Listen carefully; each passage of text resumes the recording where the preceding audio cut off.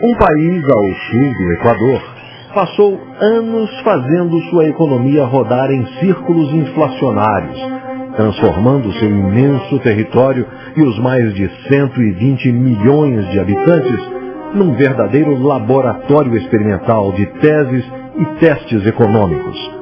Lembrado como o país das jabuticabas, fruta doce, exótica e desconhecida fora do seu território, este país proporcionou ao mundo mais uma estranha novidade. 20 trilhões e 700 bilhões percentuais de inflação acumulada num período de 15 anos. Sem guerras internas ou externas e abençoado por natureza, não havia justificativa racional para o abismo numérico. Não foi apenas mais uma jabuticaba amarga oferecida à ciência política e econômica. Foi um recorde mundial de imposto indireto e concentração de renda.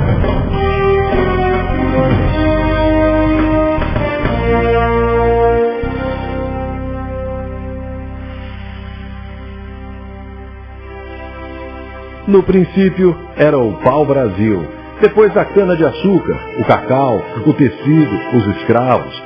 O Brasil teve muitas moedas de troca, escambo, e as moedas de fato desde os florins dos holandeses, o real, no plural réis, o cruzeiro, cruzeiro novo, cruzeiros de novo, cruzados, cruzados novos, cruzeiros novamente, cruzeiro real e real.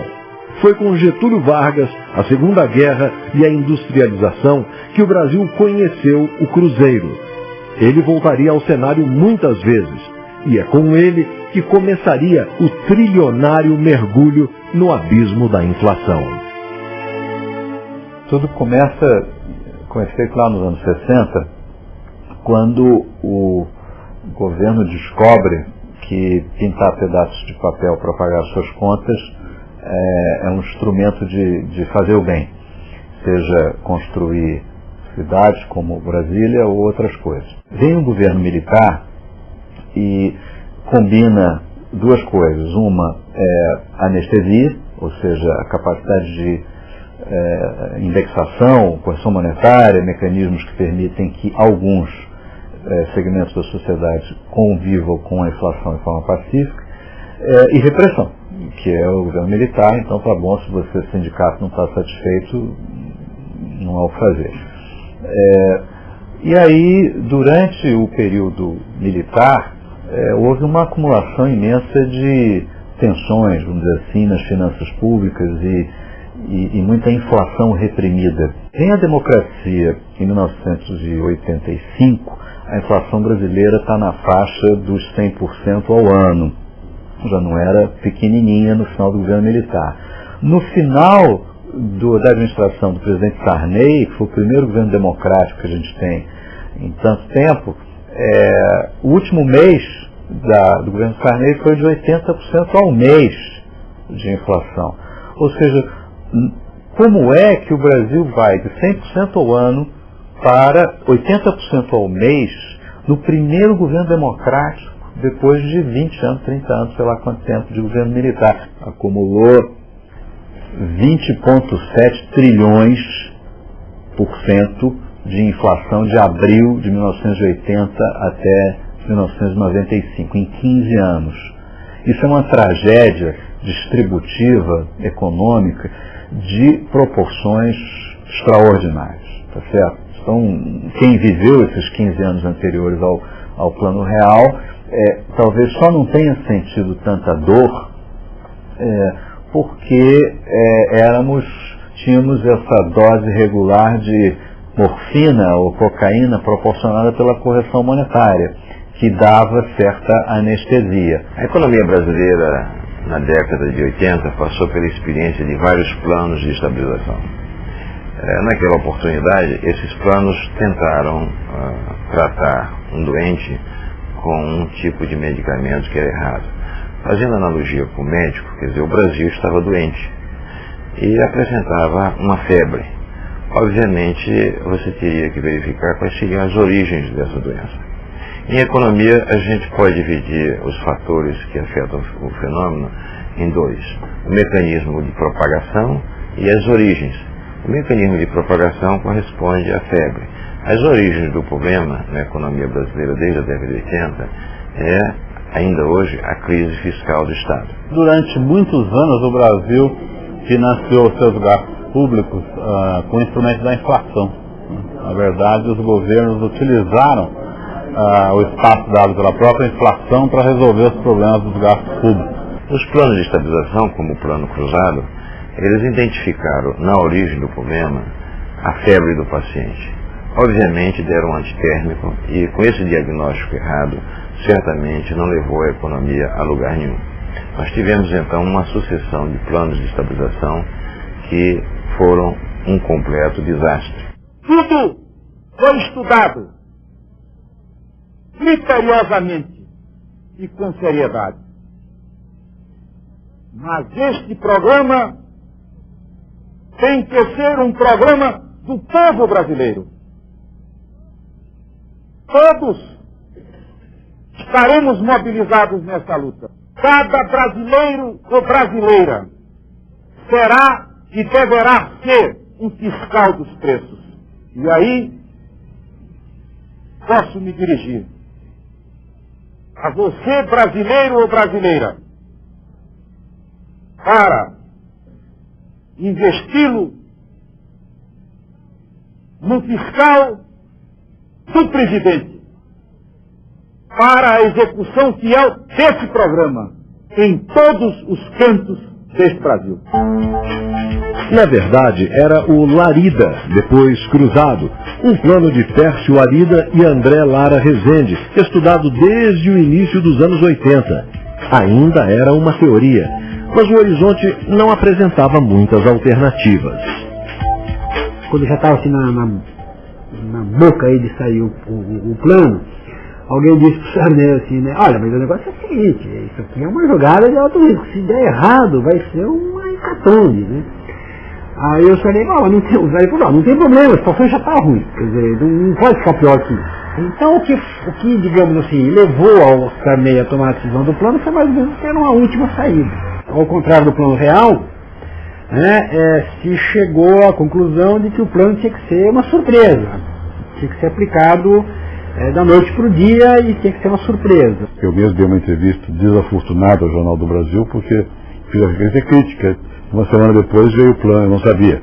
Eu tinha sido líder do governo, mas era senador e não tinha informação. Aí veio o plano cruzado, que foi, digamos, a primeira tentativa mais organizada de enfrentar a questão da inflação, né? E o plano no início deu certo, né? Ele veio com certos componentes que eram complicados, porque um foi a controle de preço, né? E controle de salário. E essa coisa toda que depois é difícil depois você manobrar. Doravante, 1.000 cruzeiros passa a valer 1 cruzado e 13 cruzados e 80 centavos, equivalem a $1. Todos os preços em cruzados estão congelados. O congelamento se inscreve na mesma lógica de contenção da inércia inflacionária e visa abortar o processo de reajustes contínuos. O Funaro nunca foi economista, né? Era um administrador.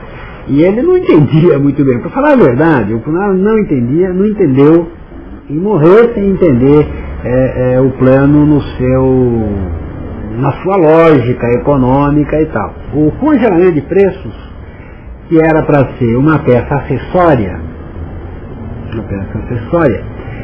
tornou-se a peça principal. Durante dias, ainda na véspera do plano, os economistas discutiam se ia ter ou não ia ter congelamento. E a ideia, até pertinho do plano, era que não deveria ter congelamento. E eu lembro que o PSL sempre dizia, não, a gente tem que ter assim, um preço subindo, um preço caindo, de modo que a média dá zero, para dar uma inflação zero. Se você faz o congelamento no dia 10, o que acontece? Como é que estão os preços no dia 10? Bom, tem preço que acabou de ser reajustado, está no pico. Tem preço que foi reajustado há uma semana, está na média. Tem preço que foi reajustado há 3 semanas e está no vale, está no nível mais baixo. Vamos imaginar que só tenha 3 agentes na economia. O João, o Antônio e a Maria, né? Quer dizer, então o João aumenta seus preços todo dia 1º do mês. Aí a Maria, que compra do João coisas, etc., aumenta seus preços no dia 10 do mês. E o Antônio aumenta no dia 20. Quando começou, isso não importa quem começou, porque isso, né? Mas isso começou e está funcionando. Agora imagine que você queira acabar com e a inflação então está em 10% ao mês. Todo mês tem uma inflação de 10%. É uma média dos três. São os três aumentam 10%. Né? Seus preços, só tem 3 agentes na economia, é um modelinho. Agora, o que acontece? Quer dizer, vamos que eu diga, João, você precisa parar de aumentar seus preços. Então, quando chegar o dia 1º, você não aumenta seus preços, né? Porque nós vamos fazer um plano, vamos fazer cortar o déficit público, vamos fazer isso e aquilo. O João diz, bom, mas se eu parar de aumentar, se eu não aumentar meu preço agora, eu vou sair perdendo muito, porque eu já aceitei os preços mais altos deles, eu vou ficar com os meus preços relativos muito abaixo dos outros. Eles também param, mas eu fico desequilibrado, não posso parar. O resultado, dadas essas complicações todas, o pessoal falou, então vamos congelar os preços básicos. Quais preços? Quer saber de uma coisa? Está tudo congelado. E aí quando chegou perto do dia que o Sarney e o Funaro foram se entrosando mais com o plano, mais o Sarney, eles ficaram com medo dessa ideia. Aí faz uma desindexação e tal. E aí vem o negócio de congelamento. O congelamento é perfeito. Para um político, entende direto, preços estão congelados. Isso aí é uma coisa fácil de entender. Né? O que é congelamento? E como tinha alguns economistas do plano que defendiam o congelamento, então vai de congelamento. O Sarney, o Sarney dizia, chegou em determinado momento o Sarney falou, olha, eu estou entendendo, mas eu acho que sem congelamento não funciona. Inicialmente as pessoas não entenderam direito. E depois, como realmente a inflação foi derrubada, houve uma adesão completa. Né? Agora, veja bem, ela foi derrubada e as pessoas aderiram porque eles fizeram o congelamento de preço. Né? O presidente, na época de José Sarney, chegou a ter índice de popularidades nunca visto no Brasil, né? Acima de 90%. E a adesão foi tão grande que criou-se até os fiscais do Sarney. Pessoas que fechavam o supermercado, que estavam remarcando o preço. José Sarney, o nosso presidente, o presidente da nova república.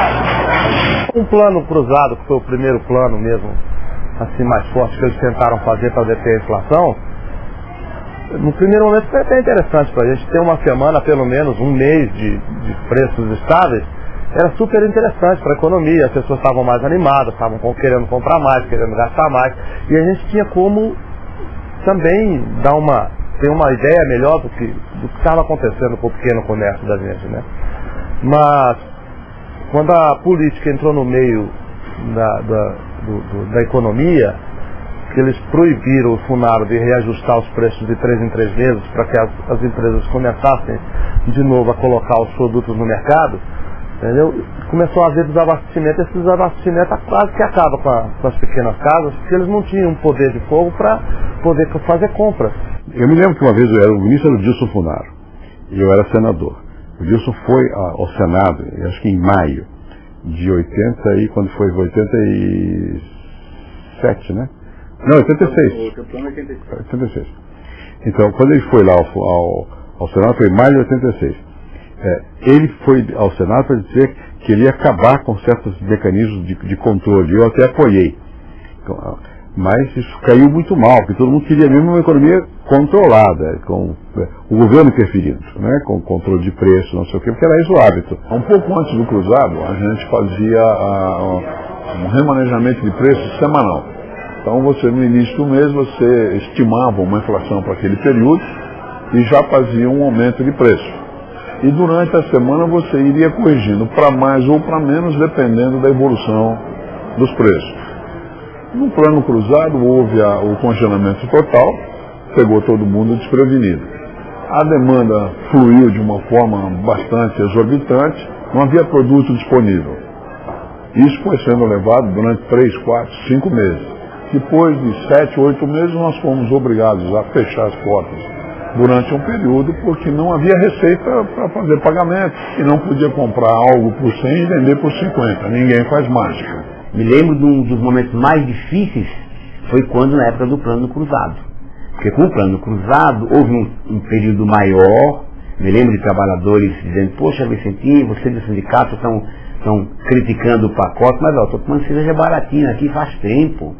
faz meses que eu estou tomando cerveja. Aí a gente fala, puxa vida, daqui a pouco explodiu outra vez. Eu acho que era a terceira ou quarta semana, o FUNAR, então, instado pelos economistas, falou, olha, então nós precisamos preparar o descongelamento de preços.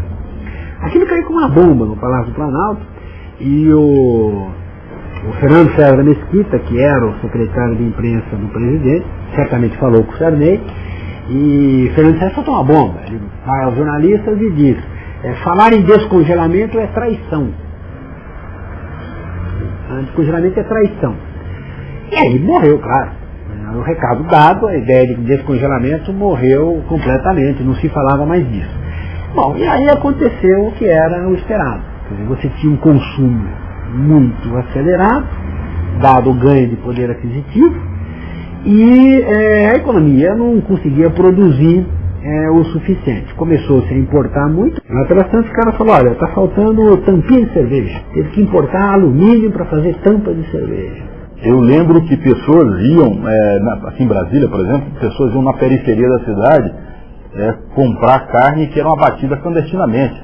Bois, vacas abatidas clandestinamente, que as pessoas traziam dentro do porta-mala de carros, e aí as pessoas à noite iam comprar carne, porque você não encontrava carne, nem derivado da carne, nem industrializada, não encontrava absolutamente nada. Carne de vaca, boi, porco, galinha, né? Frango, você não encontrava nada. E depois esse desabastecimento levou a medidas que hoje você acha até que se pergunta se realmente isso ocorreu. Que, por exemplo, a Polícia Federal foi acionada para caçar boi em pasto. Se o abate dos bois não se normalizar nos próximos dias, o governo promete que vai lançar mão da Lei Delegada número 4 e confiscar o boi no pasto. A Polícia Federal e a FUNAB já estão preparadas para o confisco. Nós fomos buscar 2.000 e trouxemos 2.000. A maioria dos pecuaristas vem colaborando com a população, colocando gado para o abate. Mas uma minoria de sonegadores e especuladores ficou contra a população. E é contra esses que o governo está agindo. Nós vamos tentar achar apenas 10 produtos. Dos 10 produtos da nossa lista de compras, nós só conseguimos encontrar 6. O arroz, esse papel higiênico que só tinha agora dessa marca, o óleo de soja que também só tinha dessa marca, o feijão, o sabão, os únicos que ficaram na prateleira, a carne, e é claro, de segunda. E aí então os economistas do plano falaram, olha, precisamos fazer um ajuste nisso. Precisava fazer um ajuste no plano. O pessoal ficou animado, mas aí o pessoal não entendeu nem, porque o Sarney marcou a reunião para Carajás. E aí antes da reunião, os economistas tentaram se articular para todo mundo pintar o mesmo quadro para o presidente. Porque, eu não lembro de quem era a frase, mas alguém tinha dito o seguinte, se um presidente ouve os seus assessores, e todos os assessores dão uma de urubu, e um dá uma de canário, é esse que o presidente ouve. Ele fica com a boa notícia. Aí o André falava assim, o pessoal, então nós temos que ir lá para Carajás, nós vamos fazer um strike de urubu. Todo mundo vai ter que falar que está ruim. Aí vai lá, chega em Carajás, e a ideia do Sarney era outra. A ideia do Sarney, ele tinha escolhido fazer em Carajás para mostrar o Brasil grande. Brasil em desenvolvimento, Brasil em crescimento e tal, não sei o quê. E quando começa a reunião, quando eles começam a fazer o strike de urubu, o Sarney interrompe e diz, não, vocês estão enganados, nós fizemos um grande plano, vocês giraram o Brasil, nós lançamos o Brasil numa rota de crescimento, desenvolvimento e progresso. Eu chamei vocês aqui para vocês fazerem um plano de desenvolvimento, um plano de crescimento. Eu quero um plano de investimentos. E não um plano de contenção e controle. E não. Acabou ali. E entrou numa deterioração muito grande. Escassez, câmbio negro, a inflação voltando por fora, né? Quer dizer, embora os preços não tivessem congelado, a inflação começou a vir de novo 2, 3, 4 e tal, não sei o quê. E aí ficou evidente que precisava fazer o ajuste. Para a economia, bastante tarde, mas para a política, muito cedo. Aquilo era uma coisa que todo mundo estava certo que não ia durar muito. Agora, o governo sabia disso também. Isso era 1986. ou você estava às vésperas de uma eleição geral, né? E o partido do presidente Sarney era o partido que dominava o país, que era o PMDB, né? Não deixou o governo adotar as medidas, na verdade as medidas essenciais necessárias de ajuste do plano. E aí, passadas as eleições, o PMDB, se eu não me engano, fez 22 governadores, sei lá, 21 governadores, ou seja, fez a maioria dos governadores, absoluta dos governadores, elegeu quase todo mundo. E aí, no momento seguinte, o governo adota o Plano Cruzado 2. Elaborado pelo economista João Manuel Cardoso de Mello, assessor de Dilson Funaro no Ministério da Fazenda, o plano ficou conhecido nos bastidores por Manuelaço. Foi vitorioso numa disputa com o economista Chico Lopes, da equipe de João Sayad do Planejamento, que brigava por uma saída com menos intervenção do Estado e mais mercado. Eles não conseguiram se entender, e aí o Sarney falou, então nós vamos fazer o plano do Funaro, que era ligado ao MDB. Passou a eleição, fizeram o plano e aconteceu exatamente o que o Chico Lopes disse que ia acontecer. Todo mundo reajustou os seus preços em 100%, que o governo anuncia. O preço da gasolina, do cigarro, de bebida, de não sei o que, está aumentado em 100%. Aí o que você é dono de uma loja de esquina, o que você fez? Aumentou também, todo mundo aumentou 100%.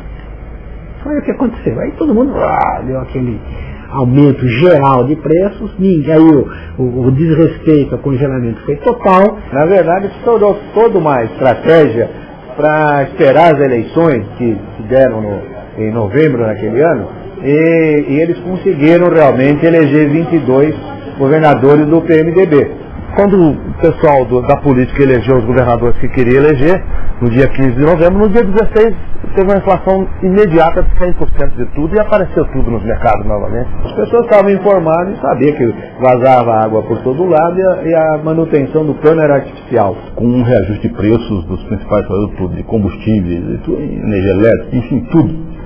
E há uma reação popular que nunca tinha sido visto também. Uma reação de insatisfação popular, que aqui em Brasília, por exemplo, resultou num quebra-quebra generalizado. A polícia usou gás lacrimogêneo para dispersar os manifestantes, que reagiam com pedras que arrancavam do calçamento.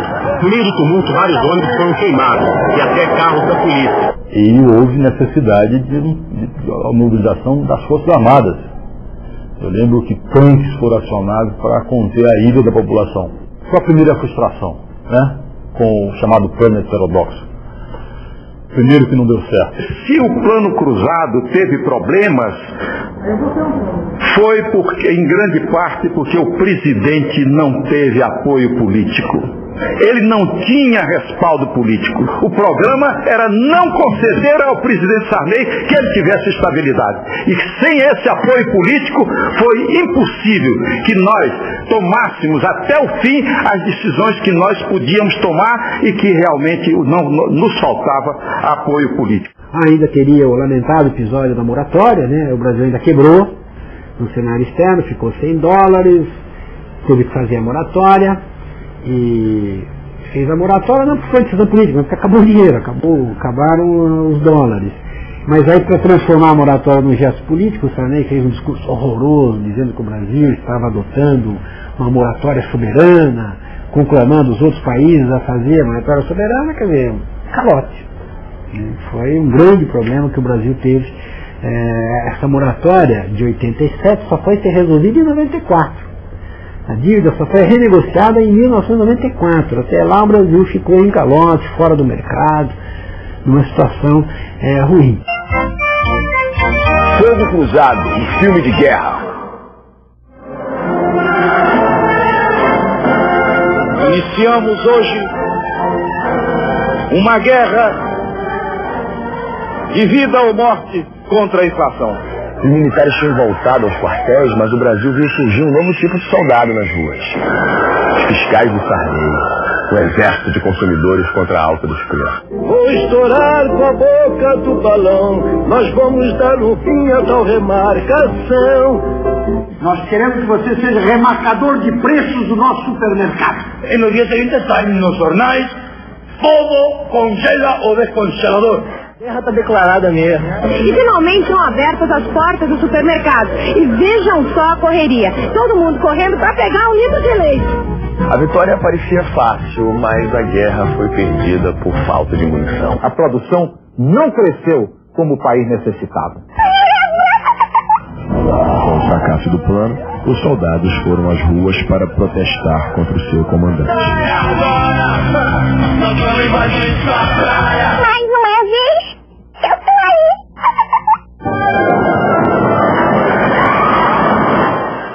Foi no meio dessa crise brutal, aí o governo declara a moratória da sua dívida externa, né, isso em fevereiro, e em abril, né, sou eu chamado para ser ministro da Fazenda. Quando eu tive que fazer o plano Bresser, eu sabia que aquele plano era um plano provisório. Eu não tinha tempo de fazer o ajuste fiscal necessário enquanto fazia o plano, não tinha tempo de preparar o plano, porque o mundo estava caindo em volta de mim. A inflação estava em 26%, as empresas estavam quebrando, o país estava em moratória. Era preciso fazer um plano que pusesse minimamente a ordem na casa e depois fizéssemos um segundo plano, né, alguns meses depois, que aí realmente acertasse todos os preços relativos, porque eu não ia conseguir, o desequilíbrio era tão grande nos preços relativos, a diferença entre os preços do João, do Antônio e da Maria, que era preciso fazer um segundo plano para acertar isso. Mas não foi possível fazê-lo, não? Quer dizer, aí faltou realmente apoio político. Eu vi minha posição a respeito da escala móvel de salário, acho que o PMDB devia retirar do seu programa isso. É um programa que foi feito há muitos anos atrás. Eu considero o programa do PMDB uma bíblia, algo que eu tenho que seguir letra por letra, alguma coisa que foi escrita há vários anos atrás, quando o partido não era governo e deve ser revista. Deve ser revista agora. Não era governo. Qual é o motivo de riso? Ou palmas? Mas é claro que quando um partido está fora do governo, ele tem uma visão da realidade que muda quando ele está no governo. Foi naquele momento em que o presidente Sarney decidiu que ia ficar mais de um ano no governo, 5 anos, isso criou pressões políticas muito grandes, resultou no Centrão, e eu então não tive apoio político para fazer o ajuste fiscal que eu tinha que fazer para preparar o novo plano.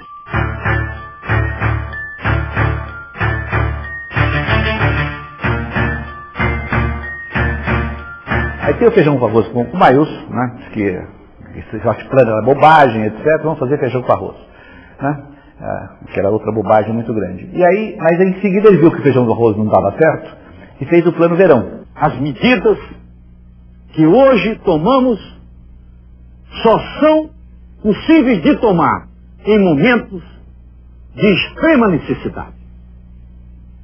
Nós estávamos às vésperas de uma hiperinflação. Sem as decisões de hoje, a inflação poderia chegar a 1.500% ao ano. E nenhum Estado teve suas instituições preservadas em uma situação assim. Mas ele fez o plano verão aí sem nenhuma condição fiscal, nenhuma. Não havia apoio na sociedade. Do ponto de vista salarial, a regra é melhor do que a que foi adotada no plano cruzado. E todos se lembram que no plano cruzado não houve arroz salarial. A classe trabalhadora possivelmente tenha tido um dos maiores prejuízos de todos os pacotes econômicos feitos até agora. Aliás, a classe trabalhadora vem acumulando prejuízo. Ela acumulou prejuízo no plano cruzado, acumulou no plano Bresser, ela vinha acumulando com a URP e agora acaba de acumular um prejuízo enorme, principalmente se a inflação beirar a casa dos 60% ou 70% no mês de janeiro. A inflação baixará. E baixará muito. Retomaremos o crescimento econômico. O país irá recuperar sua confiança. Os preços ficarão estabilizados. Os investimentos públicos não inflacionários voltarão. Voltarão também os investimentos privados. As eleições deste ano serão tranquilas. E o futuro presidente, eleito em novembro, encontrará o Brasil em condições de dar um novo e grande salto para o futuro.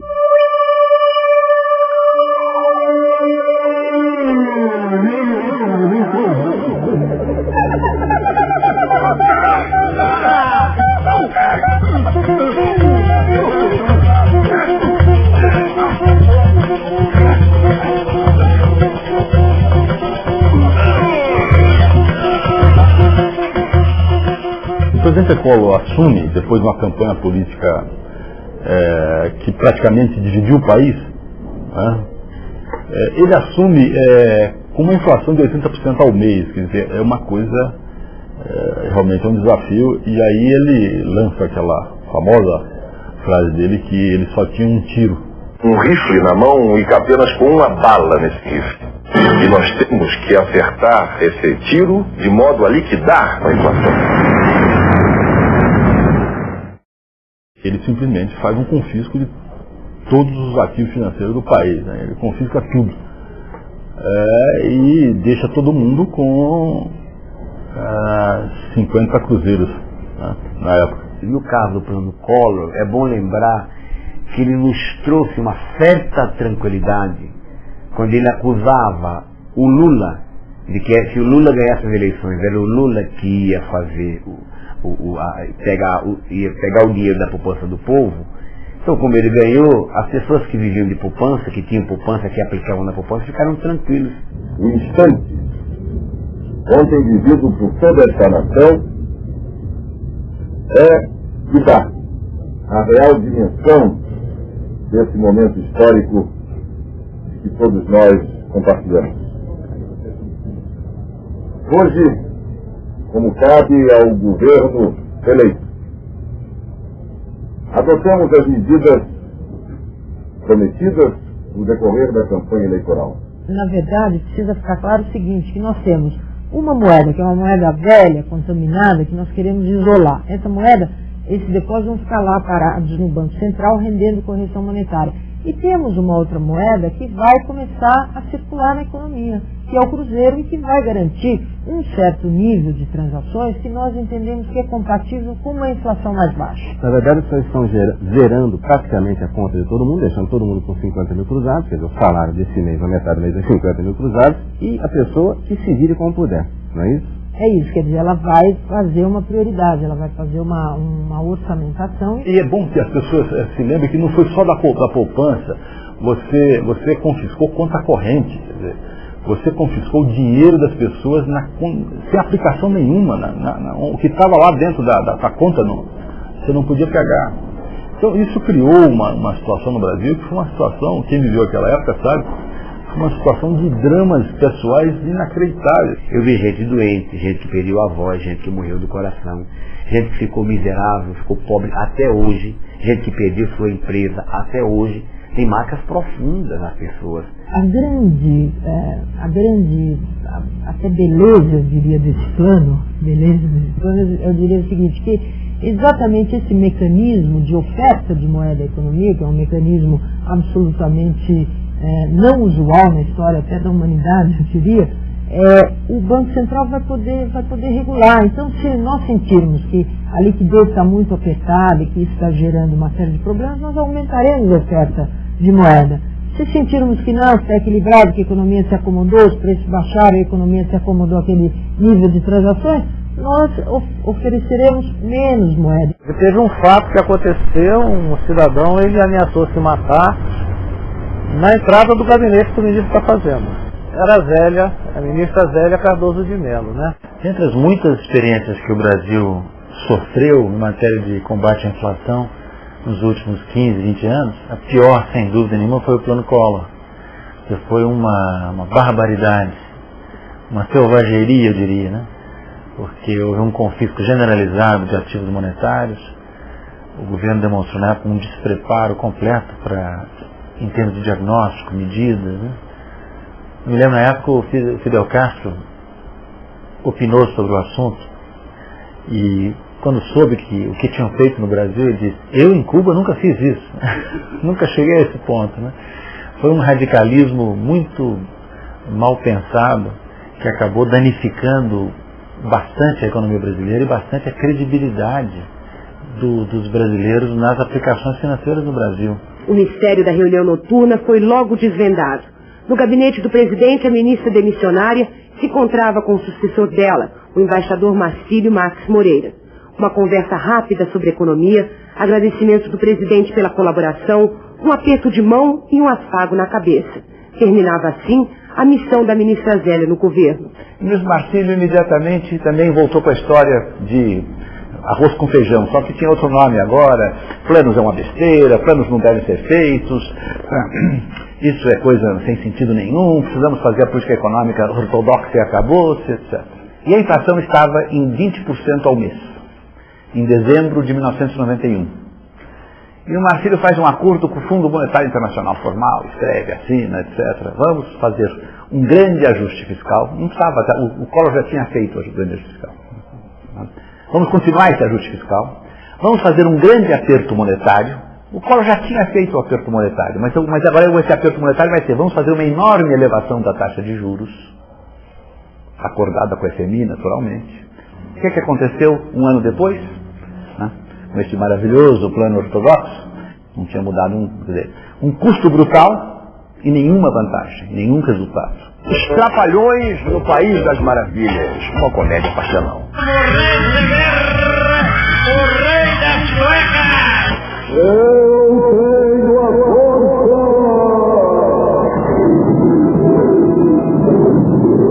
Quem tinha ontem 50 mil cruzados pode ir ao banco e sacar 50 mil cruzeiros. Não há nenhuma penalização aos pequenos poupadores. Não preciso de dinheiro. Um pedaço converte-se em cruzeiro, outro pedaço ficou em cruzado. Esse plano, ele é imexível. Coisas não são tão fáceis assim. Não são simples. Se fosse ficar complicado, não fica, a gente explica. Eu vim para confundir e não para explicar. Alô, alô, Brasil, Brasil. Quero ver o coral. Jacaré, avião. Jacaré, avião. Cuidado com o disco voador. Tira essa escada daí. E vou levar até o fim, custe o que custar, doa a quem doer. A bandeira da luta contra a corrupção. Eu afirmo que isso é mentira. Fica tranquila que também pra você vai sobrar alguma coisa. Cuidado, Que saiam no próximo domingo de casa com alguma festa de roupa numa das cores da nossa bandeira. Vamos mostrar as cores que balançam nosso coração, que são verde, amarelo, azul e branco. Mostra a sua cara, quero uma queimada, pra ver se fica assim. Faz o negócio, o domingo tá fácil, confia em mim.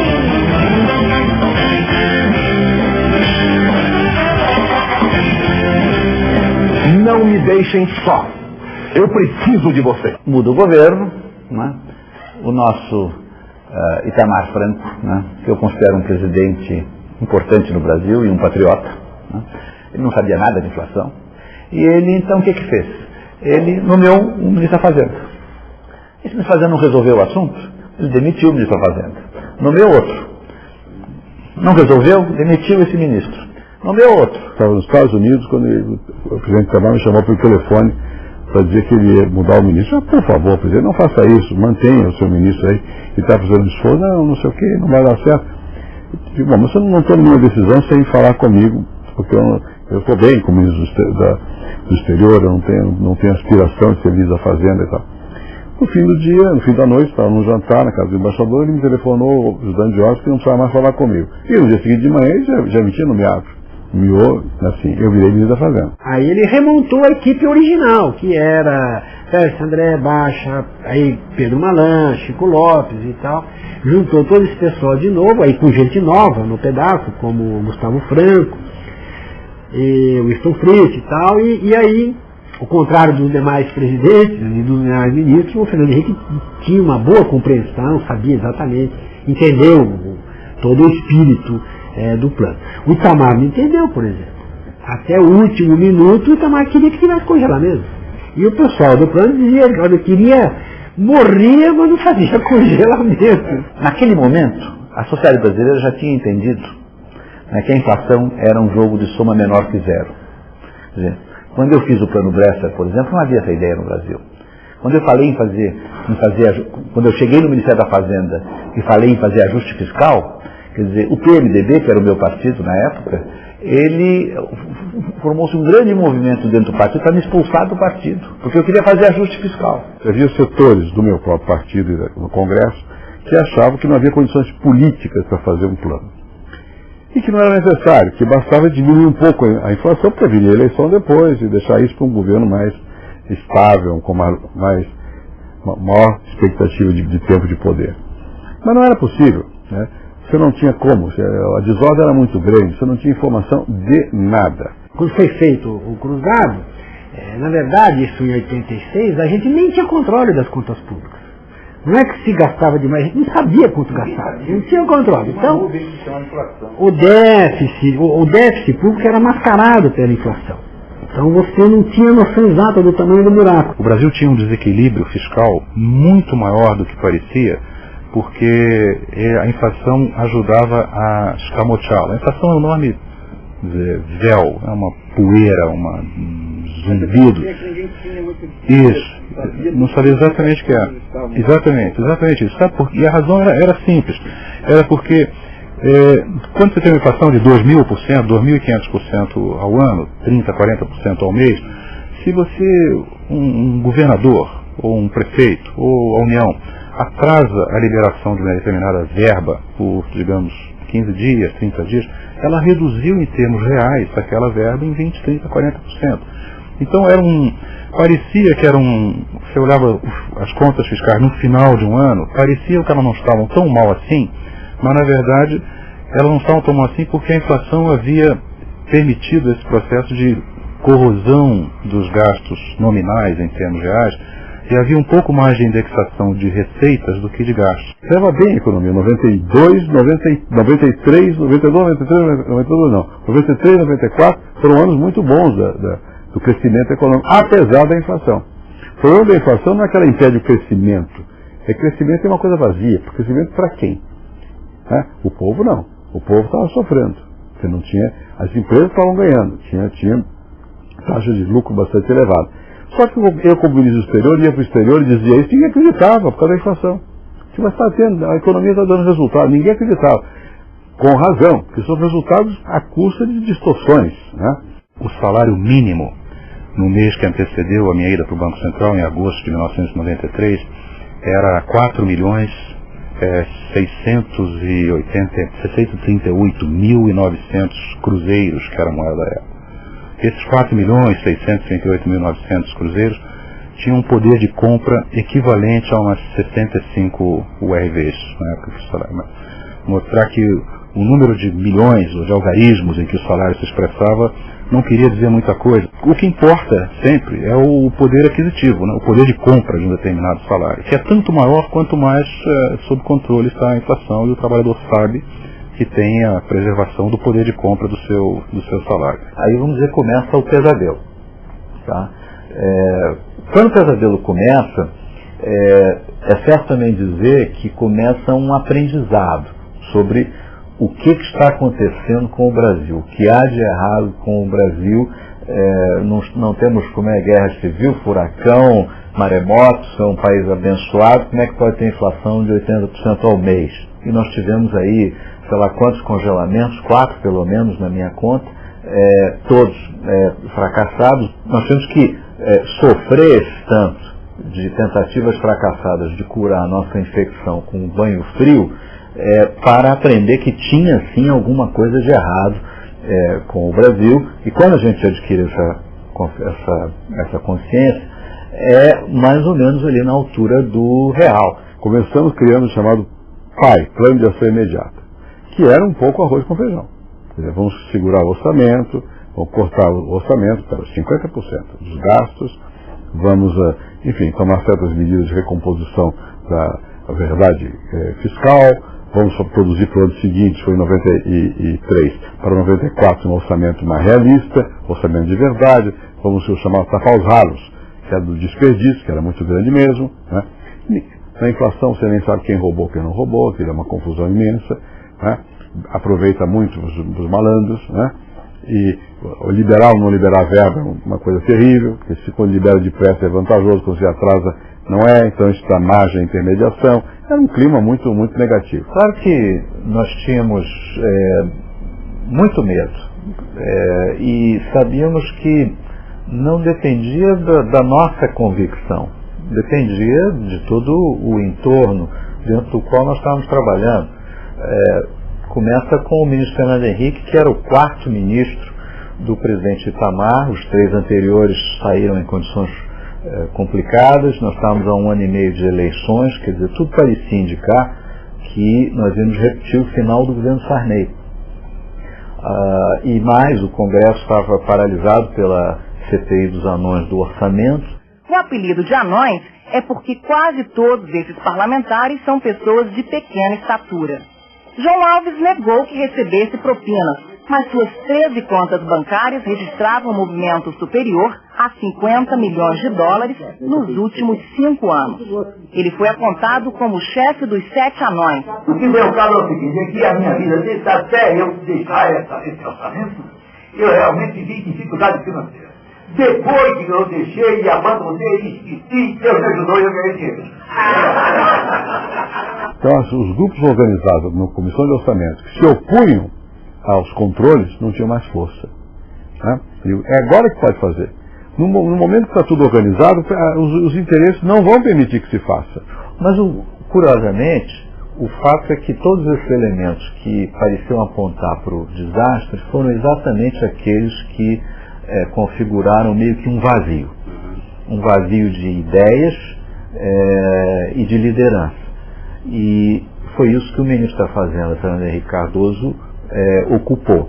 Ele formou um time, ele tinha uma ideia, tinha um projeto, trouxe esse projeto para o centro do tabuleiro, e numa circunstância onde o Congresso está paralisado, o presidente não sabe bem o que fazer, não há outra coisa a competir do ponto de vista de agenda política e econômica, da situação deteriorando, a população cobrando uma providência e ao mesmo tempo com essa desconfiança toda de planos econômicos, de seus garfos e truques e tal, e portanto o vazio se tornou nosso combustível, nós ocupamos o espaço. Itamar foi mudando pessoas do governo, inclusive num momento caiu alguém do BNDES, nós pusemos lá o Pércio.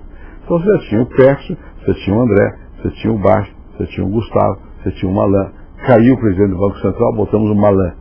Então você tinha uma equipe pesada de economistas com imaginação que podiam organizar um plano. E nós estamos controlando mais o Banco Central, não sei o que, o Ministério do Planejamento. Na parte que eu virei quase primeiro-ministro, da área econômica eu era primeiro-ministro. E quando o senador Fernando Henrique Cardoso foi para o governo, todo mundo sabia que haveria um outro choque heterodoxo. Por quê? Porque ele levou para a sua equipe, quer dizer, os economistas da época, os mais brilhantes economistas da época, e são pessoas que estavam na origem de todas as concepções dos planos heterodoxos que foram adotados. Né? Eu não sou economista, mas eu tenho leitura em economia, eu ouvi aquelas conversas e tal. Agora, a decisão para a qual eu contribuí foi uma ideia do Pércio. Nós nos reunimos para fugir da imprensa, às vezes na casa de alguém, na minha casa, lá em Brasília, no meu apartamento. E uma vez aqui em São Paulo, uma tarde de sábado, o Pércio foi lá e disse, vamos simplificar tudo, não sei o quê. O Pércio é músico e matemática, ele gosta das coisas mais claras possíveis, com uma economia de tudo e tal. E vamos, por que não fazer uma coisa explicando, transparente? Eu peguei isso na palavra, eu digo, vamos fazer isso. Estava pronta a medida provisória que criava o RV e, na verdade, criava também o real, porque ali estava escrito já que quando a URV fosse impressa como dinheiro, papelzinho físico, ela mudaria de nome e passaria a se chamar real. Quer dizer, o real nasceu no dia 28 de fevereiro de 1994. No dia 27, que se eu não me engano era um domingo, o presidente Itamar Franco reuniu o Ministério para discutir a medida provisória e naquela ocasião houve um impasse, mais de um talvez, mas o mais importante com o ministro do Trabalho, o Dr. Walter Barelli.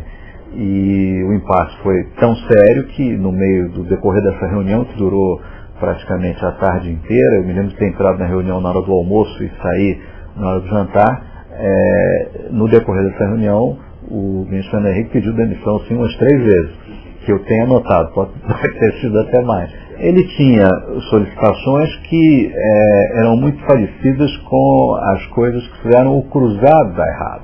Então, para nós, assistindo aquela discussão, era como se nós estivéssemos a um passo de repetir a experiência do cruzado. Quando chegou no real, eu falei, olha, não pode ter congelamento e tem que ter controle das contas públicas.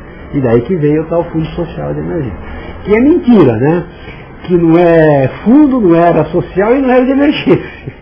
Era só um modo de controlar o gasto público, né? Nós tínhamos que aumentar o cacife do governo. Para isso nós criamos o chamado Fundo Social de Emergência, que na prática era uma redução direta da capacidade que algumas verbas tinham de destinação fixa. Cortamos, não me lembro quanto, 15% dessas verbas. Inclusive, tentamos cortar os fundos de participação dos municípios e dos estados. Enfim, foi um aperto danado no Congresso para poder obter essa redução de obrigatoriedade do gasto público para certas áreas, para nós termos uma caixa maior para usar no que nos pareceu mais adequado, né? Isso foi aprovado, foi uma luta. Tudo isso, você não imagina a dificuldade para aprovar no Congresso. E aí nós aproveitamos a revisão constitucional, que só aprovou duas coisas: o Fundo Social de Emergência e emendas de redução do mandato do Presidente da República de 5 para 4 anos. Infelizmente, às vezes é preciso que uma determinada situação se agrave e mostre a sua face mais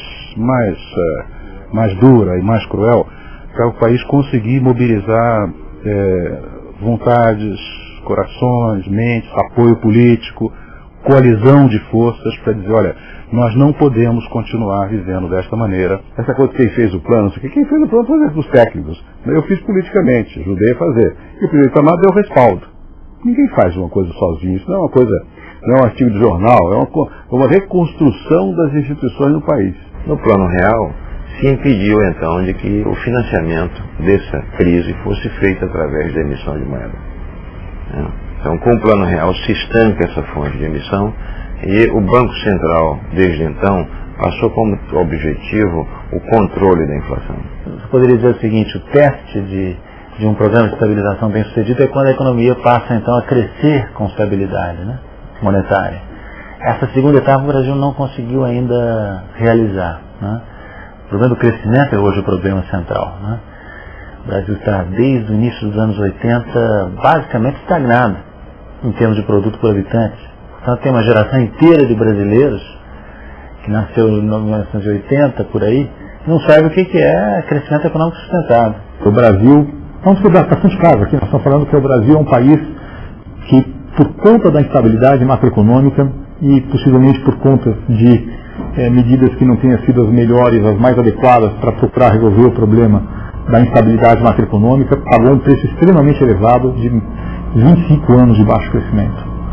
É um preço muito alto para você pagar pela instabilidade, para corrigir a instabilidade macroeconômica. O Brasil, entre 1980 e 1994, teve uma doença, uma grave doença econômica chamada alta inflação inercial.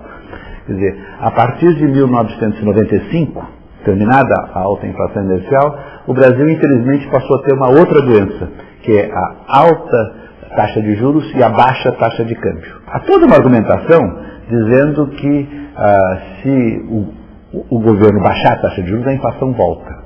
Mas isso é tolice. A inflação não volta em absoluto se você baixar a taxa de juros. Um dos outros países não volta porque no Brasil há de voltar. Quer dizer, o Brasil tem taxas de juros que são só no Brasil, né? É uma jabuticaba, porque jabuticaba é uma coisa, só que é uma jabuticaba amarga, porque a jabuticaba é uma coisa que só tem no Brasil, mas é uma maravilha. Houve crise incessante no sistema mundial. Em 94, em dezembro, estourou a crise do México. Houve do México, da Ásia, da Rússia, da Argentina, a nossa e dos Estados Unidos, de 2001 de setembro. Foi muita crise em cima, né? E houve vários momentos, por exemplo, a principal, a mais difícil para nós, foi quando estourou o câmbio. 99, né? Quer dizer, quando nós tentamos ajustar o câmbio, que não deu certo, e tivemos que deixar flutuar o câmbio. Ali havia muito perigo da volta da inflação. Por que ela não voltou?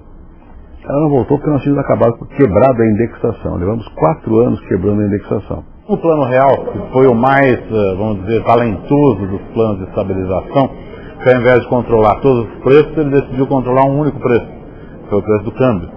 Então ele teve um talento de composição muito grande. Ele também foi estendido além do prazo que seria razoável.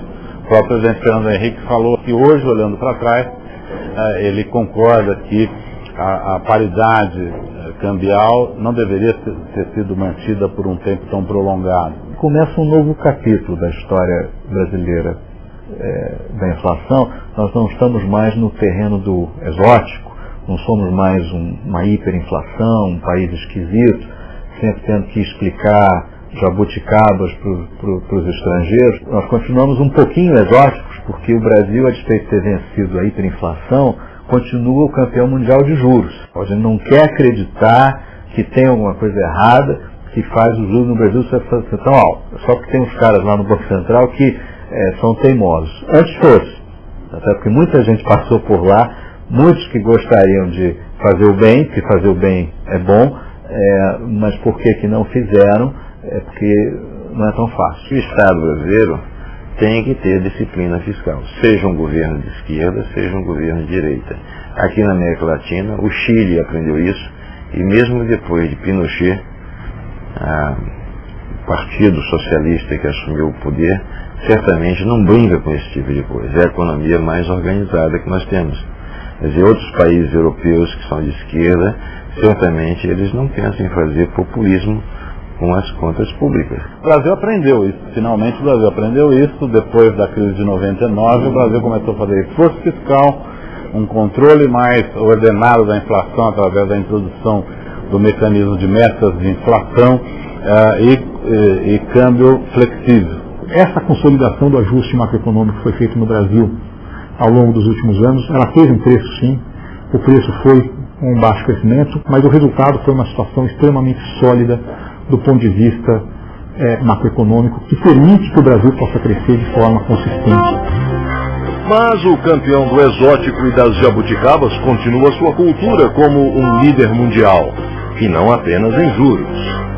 Um estudo recente do Banco Mundial e da consultoria Pricewaterhouse fez um estudo sobre 175 países e demonstrou que no Brasil as empresas são campeões em gasto de tempo para cumprir seus compromissos tributários. Além do custo do tributo, a complexidade do tributo faz com que o Brasil seja campeão em tempo gasto para saldar os compromissos tributários. Todo mundo diz hoje que é difícil abrir uma empresa no Brasil, é difícil manter uma empresa no Brasil, é difícil fechar uma empresa no Brasil. Isso é verdade.